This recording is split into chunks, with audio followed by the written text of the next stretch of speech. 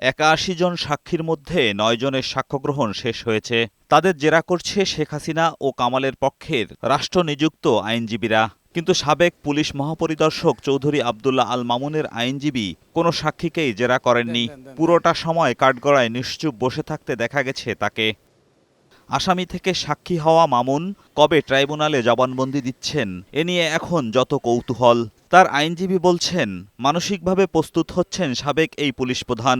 ট্রাইব্যুনালের প্রসিকিউশন বলছে, মামুনের সঙ্গে আলোচনা করেই ঠিক হবে সাক্ষ্য গ্রহণের তারিখ। দিনটা এখনো নির্ধারিত হয়নি, আমরা ওনার সাথে আলোচনা করে ঠিক করব। আমরা আশা করছি আগামী মাসের মধ্যে আমরা ম্যাটেরিয়াল উইটনেসগুলা তদন্তকারী কর্মকর্তা ছাড়া অন্যান্য সাক্ষী শেষ করতে পারব।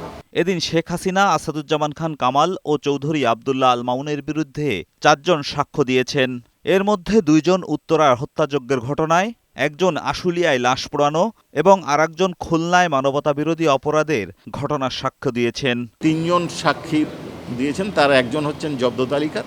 তারা তাদের এই ঘটনার জন্য যারা দায়ী, অর্থাৎ সাবেক প্রধানমন্ত্রী শেখ হাসিনা, সাবেক স্বরাষ্ট্রমন্ত্রী আসাদুজ্জামান খান কামাল, পুলিশের আইজিপি চৌধুরী আবদুল্লাহ আল মামুন, সাবেক সেতুমন্ত্রী ওবায়দুল কাদের, তারপরে তালুকদার আব্দুল খালেক, পুলিশ কমিশনার খুলনা, অর্থাৎ যারা এই ঘটনার জন্য দায়ী সকলের বিচার দাবি করেছেন। এদিকে রামপুরা, মোহাম্মদপুর, যাত্রাবাড়ি, গাজীপুর, কোনাবাড়ির আলাদা ৪ মামলায় ১৫ জন আসামিকে ট্রাইব্যুনালে হাজির করা হয়। প্রসিকিউশনের সময়ের আবেদনে এসব মামলার তদন্ত রিপোর্ট দাখিল পিছিয়েছে ট্রাইব্যুনাল।